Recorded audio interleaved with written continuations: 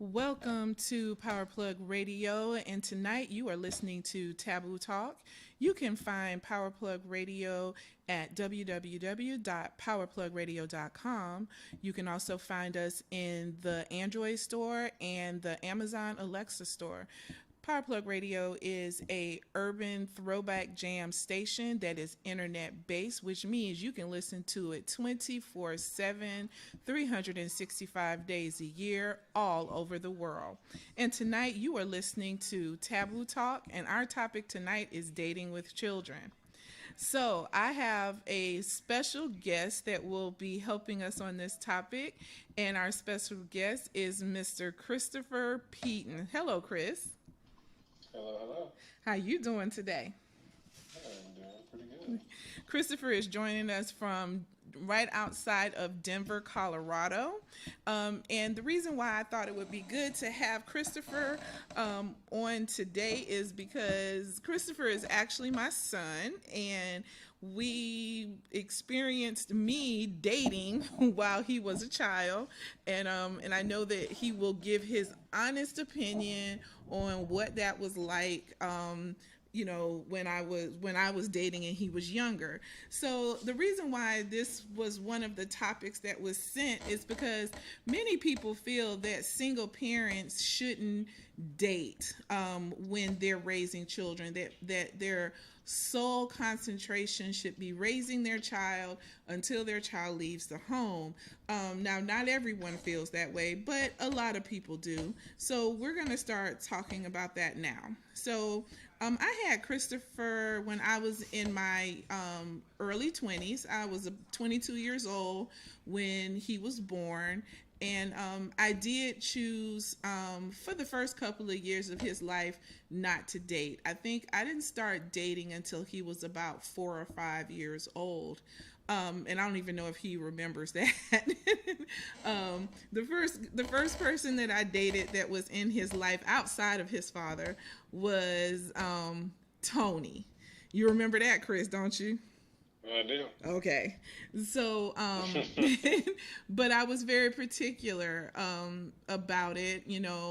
Before I even brought him around my son, I wanted to make sure that the relationship was going to be a good one, because I didn't want to expose my son to things like that. I wanted to make sure that it was going to be a long-standing relationship. He was young. I think you were in preschool, so you were about 4? Yeah, I think so. Yeah. So from what you can remember, how do you remember that situation when I started dating when you were that age? I mean, to be honest, I don't really remember a lot of it. Okay. From when you started dating when I was younger. It was mostly I was a kid and there would be like a guy there, and you told me that guy was okay. And I was like, all right. I was a kid. I didn't really care. I was like, as long as he doesn't bother me when I'm trying to play and do other things, I don't really care. Okay. And I remember one of the things that I remember, and if you don't mind me telling this story about you and Tony, they had a good relationship, and he got attached to Tony. And I remember one day we were getting ready to go somewhere together, I think to the movies or something, and you called Tony Daddy. And I don't remember. Yeah, I remember because Tony and I kind of looked at each other, and we set you down because as much of a compliment as that was to Tony, it wasn't appropriate because your father was in your life. It wasn't like your father had passed away or anything like that. So we set you down, and Tony, he said, Chris, you made my day, but, I'm Tony. You have a daddy. You shouldn't call me daddy. And you looked a little heartbroken, but, we thought you were a kid. You were resilient. And then a couple of weeks later, I came to pick you up from preschool, and this little boy walks up to me and says, Chris's mom, Chris says he has 2 daddies. And in your brilliant wisdom, you had decided that you were going to call Tony Daddy Tony. And so you were sitting there looking at me because you thought you were in trouble. And it was flattering, but I explained to the little boy that you only had one daddy, and that but that you had someone else in your life that you loved dearly. But that also helped us meaning me and Tony at the time, know that he was a positive influence in your life because you loved him dearly. Now, after I stopped seeing Tony, because I think Tony and I were together for about 2.5 years, I kind of dated on and off. Now, who was the next person that you remember? Oh, I don't remember his name. Tell me, describe him, and I should hopefully I'll remember. Boxing. Oh, Z. Yeah. Oh no, I'm sorry. I said Z. I'm thinking letters. Q. Yeah, Q. You and you liked Q. I think that it was a gap between Q and Tony, and that was because I wanted to make sure that, once again, I wanted to protect you because I didn't want men in and out of your life. And I think that's one reason why people make those comments about women, usually as women, because you don't often hear about men raising their children, but we do have fathers out there, single dads. They'll say, oh, you shouldn't have men coming in and out of your child's life. And I agree. I had friends where I swear every single time I turned around, there was a new man and they were calling him Uncle somebody, and then in a month or so that person would be gone, and then, a week later there's a new guy. So I wanted to make sure that was not your experience for a couple of reasons. One, that's unhealthy, but two, I wanted to make sure that a good example was being set, because if you grow up seeing your parent with these people just coming and going, it's a new person, every other month, you're going to possibly grow an unhealthy expectation of thinking that that's the way relationships are supposed to work. And so I really tried my best not to do that. When we moved up to Ohio, you were 9 or 10. You were 9, and then you turned 10 while we were there. And yeah, because it would have been the August after we moved there, since we moved in April. Right. So I think the first person you ever met was Steven. Mm-hmm. Which was about 6 months after we moved up there is when you met Steven. I had been talking to Steven online for about 8 months before we moved up there, so it was just over a year of me knowing him when you met him. And one thing that I can say is you and Steven did not get along. Y'all had moments where y'all had good times together, but for the most part, I know that you didn't always agree with him, and he didn't always agree with you. Do you remember that? I sort of remember that. Like, I don't remember a lot of not agreeing with Steven. I remember like some of the positive stuff and all that, but like I don't remember a lot of any of like not really getting along with him. Yeah, you didn't. He was extremely strict, and sometimes I think overly strict, and those were the times where you all would clash. But I'm glad to hear that for the most part you remember the positives. So yeah. I think the next person you met was Eric. Mm-hmm. And that's a whole lot. Right, but the thing was that you only met Eric once, and then you didn't see Eric again for what was it? 4, maybe 5 years. Mm-hmm. I just remember he was the one with the big old truck. He was the one and he took you to the park at night, and the lights were on, and you had never done that before, and that was all she wrote. That was it. He was the best thing in the world. But it was a positive experience for you. But then, certain things happen, and, Eric and our relationship changed. And then the next time you saw Eric, Eric and our relationship had become a very good friendship, and he became a very significant part of your life. Yep. But you know, on the low, you in the beginning wanted us to be together. Hmm. So when I started dating, at this point, you're a teenager now, because I hadn't had too many relationships, and you you do you remember what it was like the first time I told you that I was going out on a date? I And don't remember exactly what it was like, but I remember a lot through like um, a good portion of high school. Like I wasn't really like happy that you were like dating other people because at that point in time, I was like, why aren't you dating Eric? Like Eric's great. Like why do you need anybody else? so I remember one time I had been seeing this gentleman for a while, and so he was coming to take me out for dinner, and I decided that it was probably a good time for you all to meet, and you were so rude. You know, I raised you to shake hands, look someone in the eye, introduce yourself, and you literally looked at this guy and was like, "Sup?" That was like all you said. And and I remember that because Kahari was there, and Kahari wouldn't speak to him at all. Nah, And we were y'all we were were agreed in being rude. right, y'all were agreeing on being rude because both of y'all felt the same way about Eric. You all didn't understand the concept that Eric and I were just friends.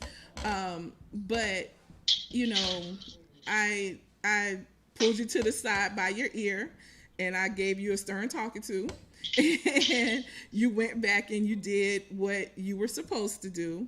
Um, and then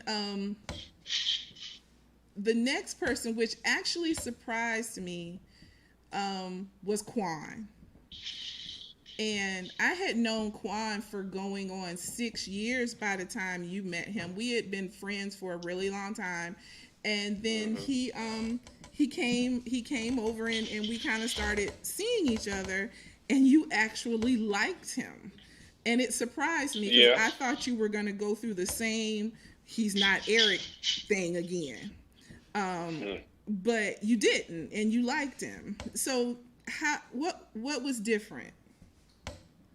I'm not completely sure. Like, you know how sometimes with certain people you just kind of get the vibe where it's like this is a good person. Yeah. Like even though I was a kid, like I think Daquan just gave off that like that type of energy.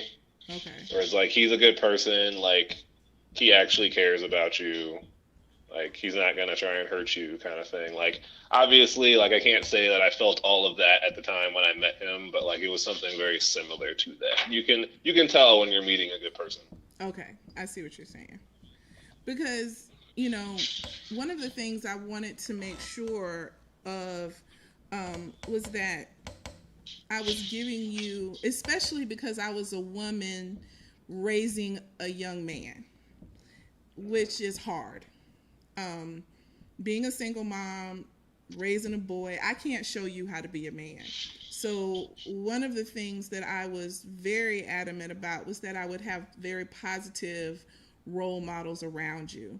That's why I was comfortable having Eric around you, you know, because he was my best friend, and he cared about you, and I knew he would be good for you.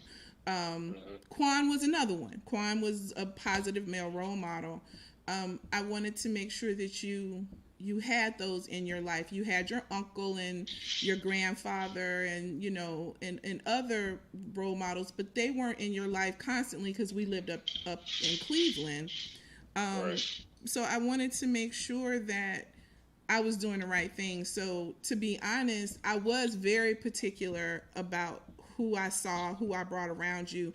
And honestly, I would take big gaps of time off from dating. When you were young, it was far and few in between. I remember one time I went 3 years without being in a relationship. And it was because I wanted to make sure that you, like I said before, didn't have that constant, you know, new man. Because relationships can be fit, you know, they can be fickle. You can meet somebody and think it's going to be the best thing in the world, and 2 weeks later you can't stand the person. So I wanted to make sure that it was a good thing. It was something that was going to at least have some longevity before I brought you into the equation. Tell me though, and like we talked before about this, and I want you to be honest, because in the relationships that you do remember, the times weren't always good. There were sad times and times when things didn't go that well. How did that make you feel? As a kid, it's kind of hard to like fully grasp like actual sadness or like depression or things like that. It's not that a kid is incapable of knowing like what it actually is, but they don't necessarily like fully understand it. And there were a couple of times where I know you were sad or you were crying, and I didn't know what to do. Like outside of like asking you what's wrong and like hugging you and me telling you I love you, like I didn't know what else to do. So like it was kind of I kind of feel useless because mom's sad and I can't make her happy. So I need to figure out something to do.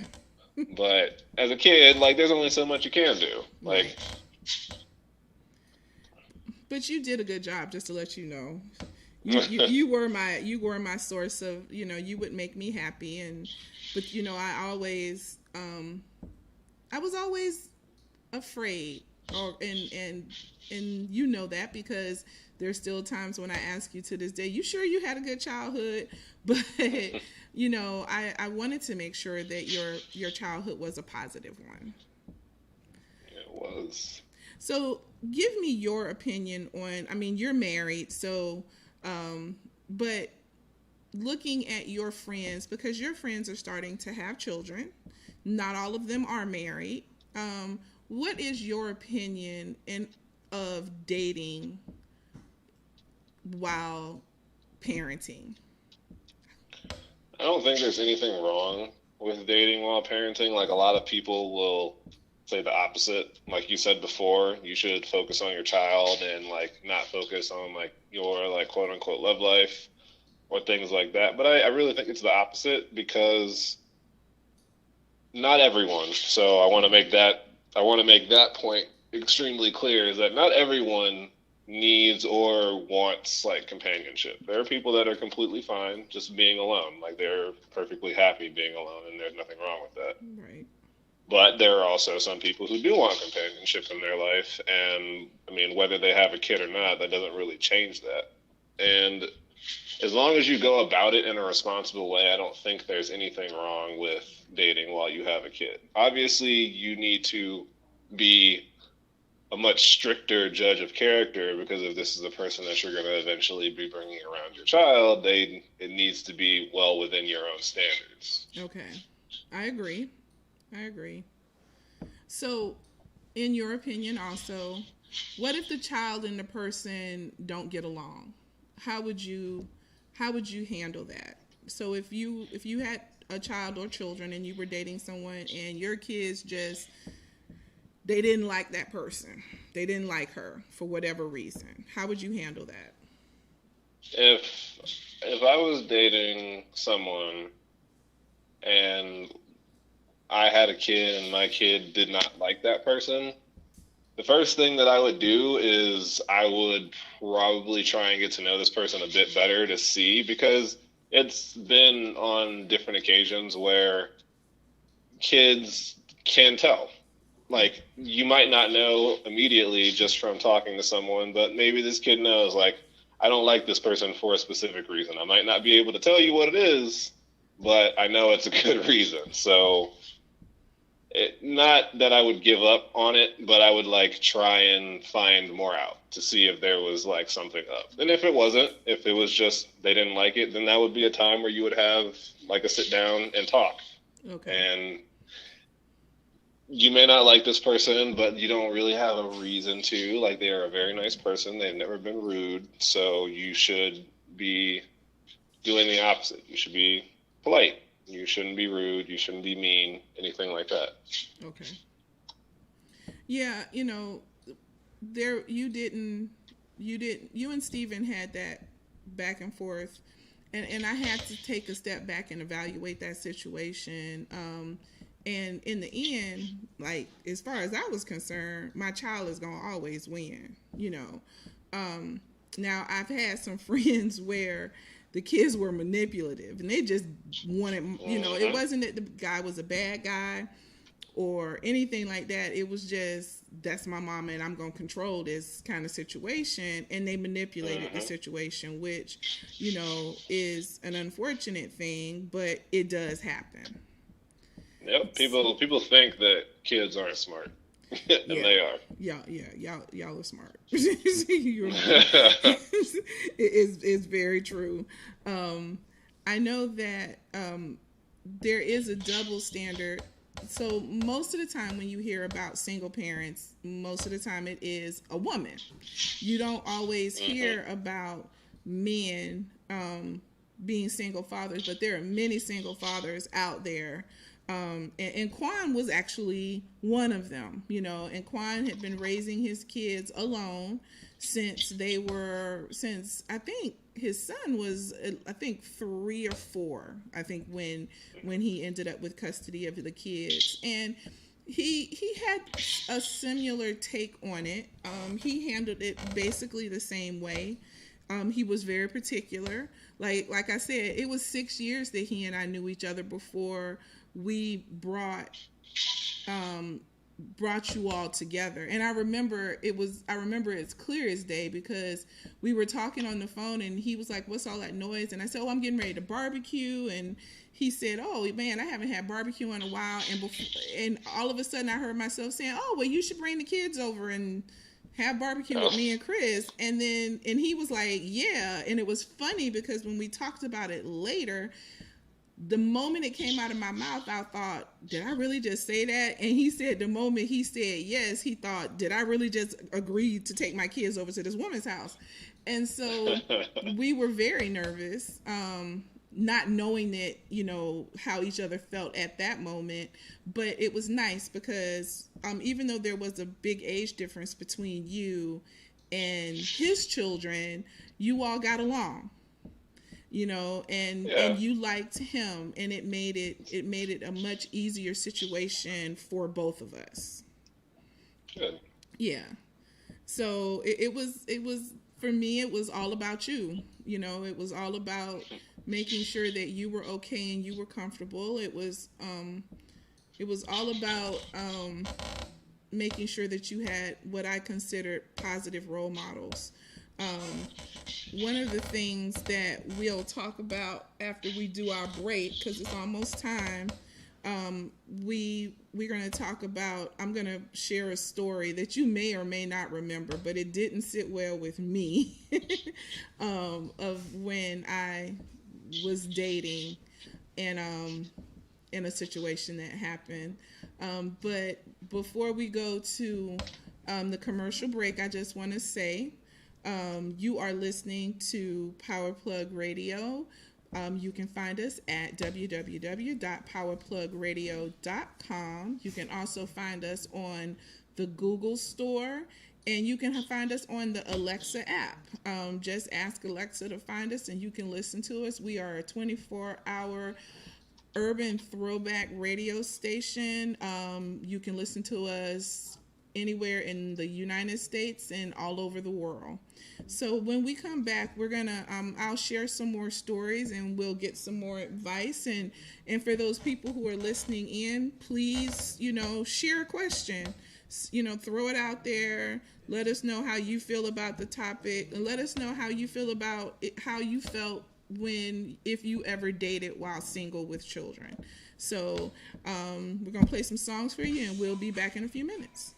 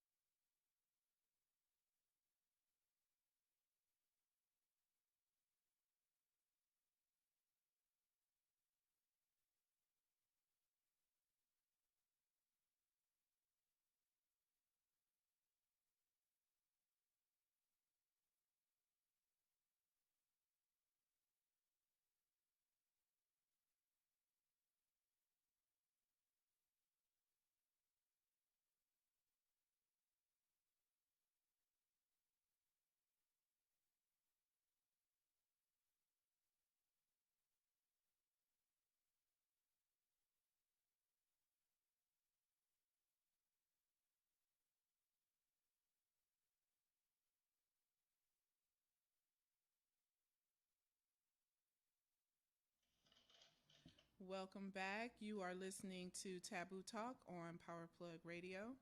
Home To the board, what are you drinking? Tonight I'm we are by the talking bar. about I was just thinking of seeing you tomorrow. while, Waking up with no parenting. panties, no So dating bra. with I children. ain't being nasty, So I'm just being I was for real. telling Let me you take that I off was my going to share belt a and give you the story. whipping pill. You were older, Yeah, but Christopher. what I You do were in the in streets, high but you school, gon' and I love had what I been do in seeing the this guy, sheets. but you didn't meet him because it really wasn't anything. It was one of those, I seen him when I saw him kind of thing. And when because you always came back to Florida for holidays, so he knew that most likely that's when we would see each other, when you weren't home and we were in Florida for the holidays. And so his name was Malik, and I dealt with Malik for a few years. And so I remember this one time you were home, and he called and he had been calling to ask if he could come over, and it was I was always like no. So he was kind of like, look, we haven't seen each other in months. He worked at a car manufacturing plant, and he didn't get off work until like 2:00 in the morning, and so he said, well, he'll be asleep. So I remember I agreed, but the deal was that he had to be gone before the sun came up, and so I remember I woke him up. I said, it's time for you to go. And I dozed back to sleep. And when I woke up and opened my eyes, the sun was up. And I remember I was like, damn it. I was so mad because he had been kind of reluctant to leaving, because I remember he said to me, I don't understand what the big deal is. And I said, the big deal is that my son's not going to wake up and some man's in my bed. And so we went back and forth about it, and so I really do feel like he did that on purpose. When I dozed back off to sleep, I think he just like, oh, she's sleeping. He laid back down. So I remember I woke him up, and by the end, I couldn't even like get him out of the house because you were in the kitchen cooking breakfast. And so I was like, I took a deep breath, and I remember I came out in the kitchen. And after telling him off, and then I came out in the kitchen, and I said, hey, Chris, I need to talk to you. And I said, well, I know this isn't anything that has happened before, but, I had a friend who came over last night, and he's still here. And I thought you were going to, like, look at me with this condemning, how dare you kind of look on your face, right? And you were like, you looked at me, and you was like, oh, okay. And I was like, I was confused because I thought it was going to upset you. Do you remember that? I don't remember that, but it doesn't. It sounds familiar. Okay. Just because I can't really tell you like exactly when it started, but from when I was a kid, like at a certain point, like you dating people, like just didn't bother me. Like I don't know what that whole thing was when I was in high school. That was probably just like hormones and stuff, and like partly Eric. But like growing up as a kid, like you were my mom. Yeah. Like I trusted you. Like you were like basically like the smartest person I knew. And I was like, okay, well if mom wants to have this dude around, then that must be the right choice. So like there's no reason for me to get mad about it. So well, that's basically how I was when I was a kid. I was like, Mom, I love you. Like, that's your choice to make, basically. So. Well, for me, I was upset. I was really upset, and I was really nervous. I just thought it was gonna be, you were gonna be upset and, judgy, or you were gonna call your grandmother and be like, do you know what mom did? I just thought you were gonna be, just totally upset. And so, but what I did tell Malik was, you have to introduce yourself to my son. Now at this point I had known him for about 2 or 3 years, but you hadn't met him. And I said, you are not going to walk out of this house without introducing yourself to my son. And then at that point, he actually did start coming around a little bit more.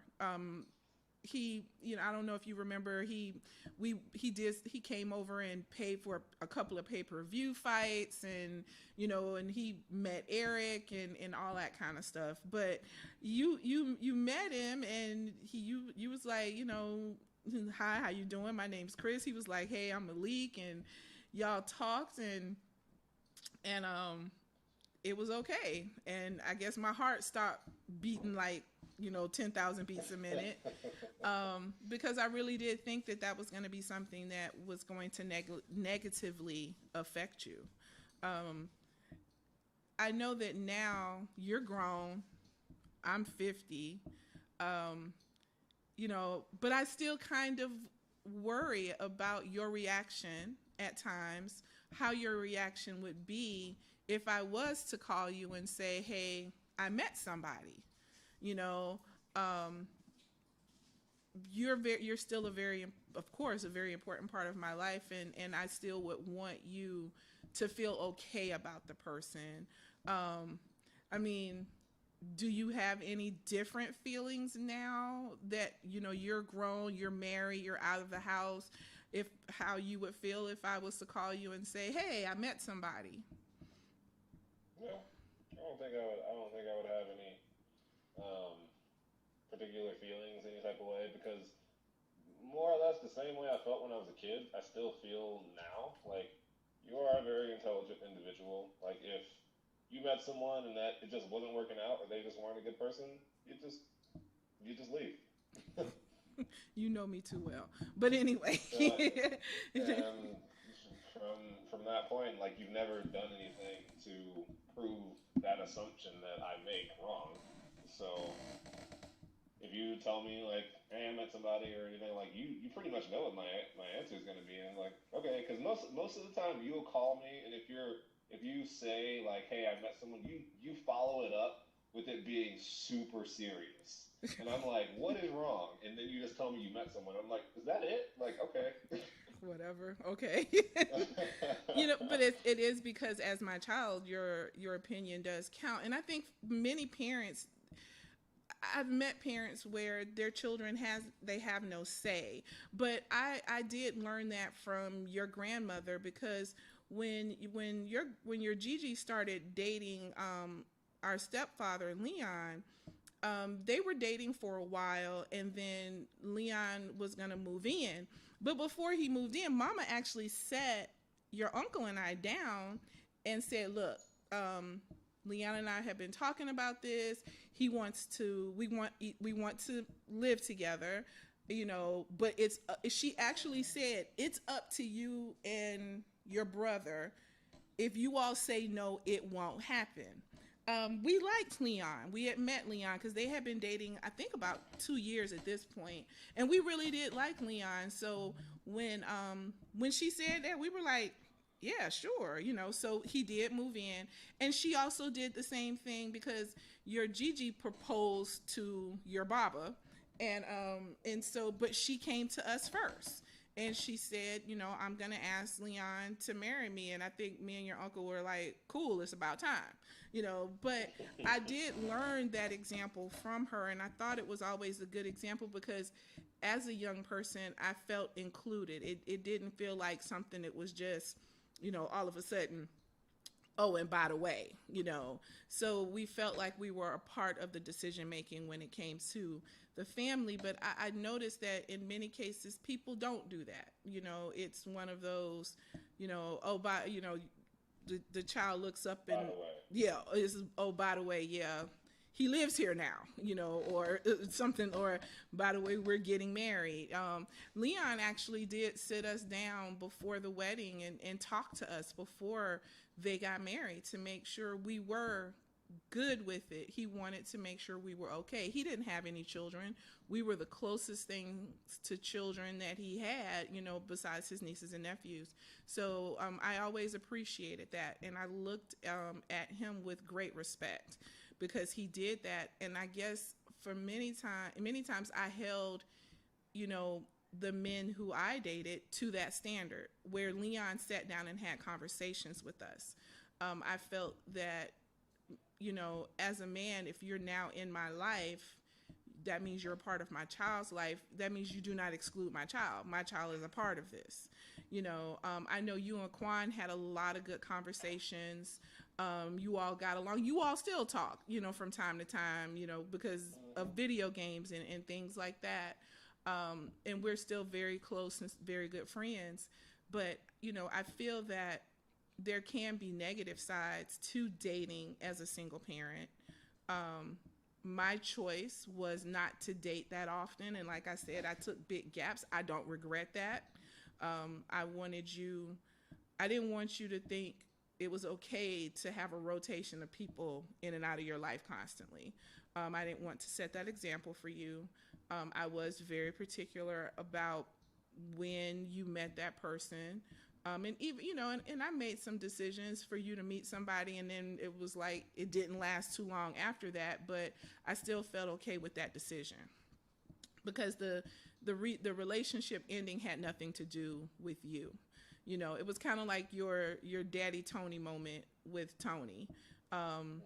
You adored Tony, and you wanted him to be your dad, and I'll never forget when you told your father, who didn't handle it very well, guess what, Daddy? I have two dads, and I saw the look on his face, and he and I had a long conversation after you went to bed about that, because he was like, well, what is he? And I said, nope, that was all on him. We talked to him. We told him not to do it. I said, but and we'll talk to him again, but I need you to understand that he really likes Tony, and Tony is good to him. So that should be something that you're happy about, because your child is happy with the person that I've chosen to be in my life. Because that is a big decision, to share your life with someone, because it wasn't just my life, it was your life too. So hopefully that's not something you're going to ever have to go through, but I thought that this was a good topic, and I wanted you to be honest about your feelings. And I knew how you felt about the situation with Eric, because I had to explain that to you time and time again, that as much as you liked Eric and I were only friends, and it worked out. Eric is happily married with 2 children. He's still my best friend.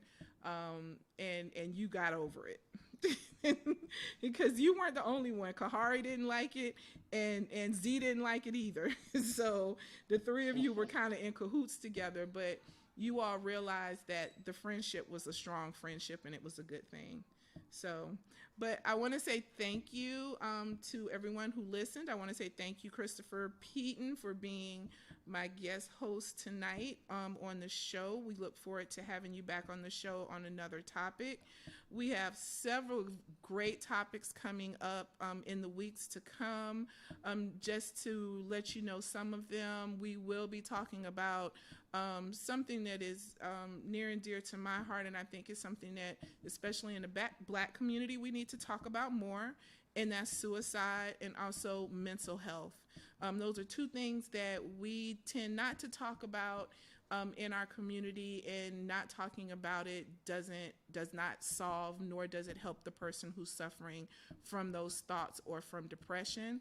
We're also going to have the topic of 1 marriage, 2 religions, dating a bisexual woman or a bisexual man, talking to your daughter about her menstrual cycle, because people still,